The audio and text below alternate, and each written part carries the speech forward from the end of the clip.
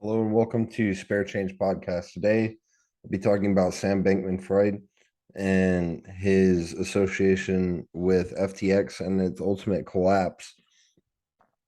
So, FTX, or Futures Exchange, it was what would be called an intermediary or a off blockchain um, kind of platform for people with less experience or less industry knowledge to trade cryptocurrency. And it acted as what is called a centralized exchange, or CEX. One of the critical problems and what ultimately led to the collapse of FTX is there were a lot of rumors and ultimately some backdoor interactions with high level insiders and um, political parties, some celebrity involvement, kind of the typical run of the mill thing you see with a cryptocurrency project or cryptocurrency. Um, when something's very popular and being promoted, a lot of the times you'll see celebrities get wrapped up or involved in it with limited knowledge of what's actually going on behind the scenes. Um, Political players will often get involved, whether they're trying to be regulatory about it or they're trying to um, see what they stand to gain. There are a lot of opportunities for corruption along the way, and unfortunately, FTX has kind of gone down that path. One of the things that I'd like to highlight, just the idea that insider corruption, political ties often limit the legitimacy of centralized exchanges. It's why a lot of cryptocurrency projects, and I'll get into an example in just a moment, but a lot of people focus more on decentralized exchange or on the blockchain. Um, while more difficult to access, it provides less worry of that management level corruption and mismanagement of the overall project. It does also expose and create vulnerability.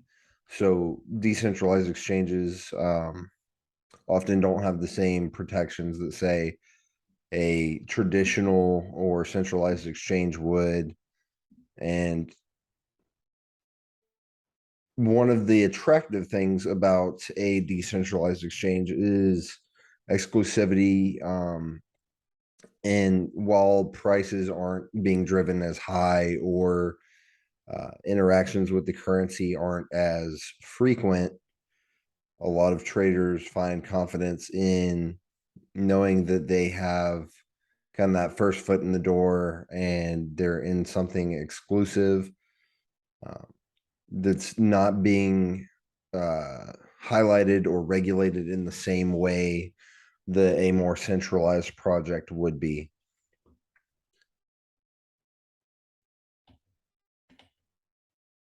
So, another part of the article that I'll be sourcing in this video, it's a quote from Vitalik Buterin, the Ethereum co-founder that's more prevalent in the media than anyone else on the project, really.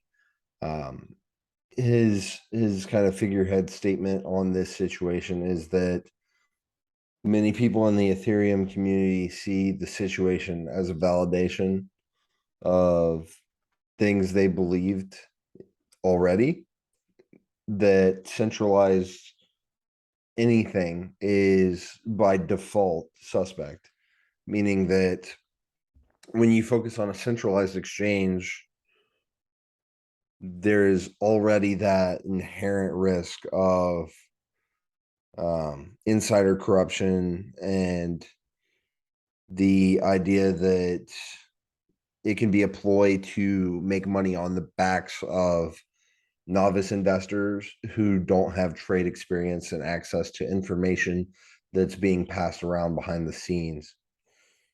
There are many examples of this. This is just one of the latest ones.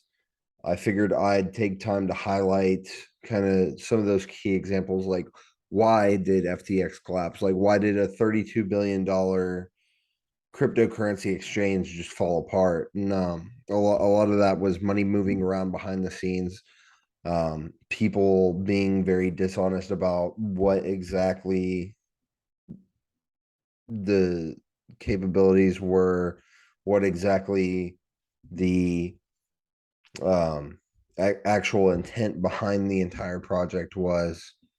um but yeah, I again, a lot of what the cryptocurrency market is facing is what any new um currency will face, and that's you have to eventually find a point of high regulation that then builds um like without it, you're going to have what keeps occurring in the cryptocurrency community, whether that's scams and rug pulls, or just corruption and whales just dumping all of their assets when they've made a profit, and it continues to ruin the experience for new investors, whether that's inherently bad or not.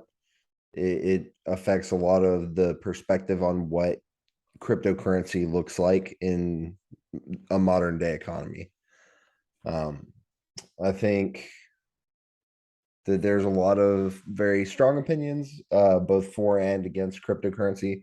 My perspective is, while it can be a very interesting tool to um, use as diversification for your investments, it can be very difficult to understand. And one of my key points is do your research, understand beforehand what exactly your options are for investing in cryptocurrency. Do you prefer a centralized exchange where there are a few people who have more knowledge than the average investor, but there's an ease of access?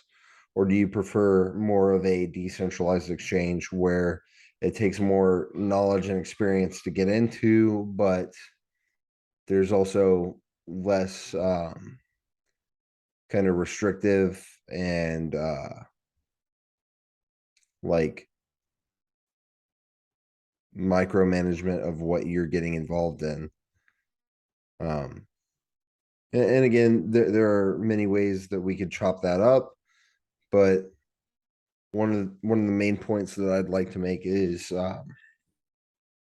if anything, the more that we see these events occur, the more that we see kind of collapses and big events that shake up the market, we're going to learn. We're going to continue to evolve beyond the point of, okay, here's this new cryptocurrency project, everybody dive on it. I think there eventually will be key patterns and ways to analyze and actually understand what's going on versus just jumping on what everybody already like has been investing in for years, but now it's popular. Um, I think there's an opportunity for growth, and as technology continues to grow, we'll see new bad things, new good things, and just the overall development of knowledge and accessibility to new asset classes, new ways to invest your money. I think that is where we will truly see growth. If you have any ideas or uh, comments, suggestions related to cryptocurrency, I would love to hear them. I'm not as heavily involved, but I do love to kind of poke around, learn, see what's happening. And this was one of the bigger things that happened this week. That article that I was pulling quotes from and key figures, that was published 3 days ago. So kind of right on the heartbeat with that. And then if anyone had been following it for longer, of course they've been seeing this way ahead, but now it has kind of come to its boiling point, and people are discussing, what were the key issues. And hopefully I highlighted that again to summarize, there are direct exchanges, or sorry, decentralized exchanges and centralized exchanges for cryptocurrency, and they occur on and off of the blockchain. Um, it allows novice investors to invest. It allows very experienced investors to invest.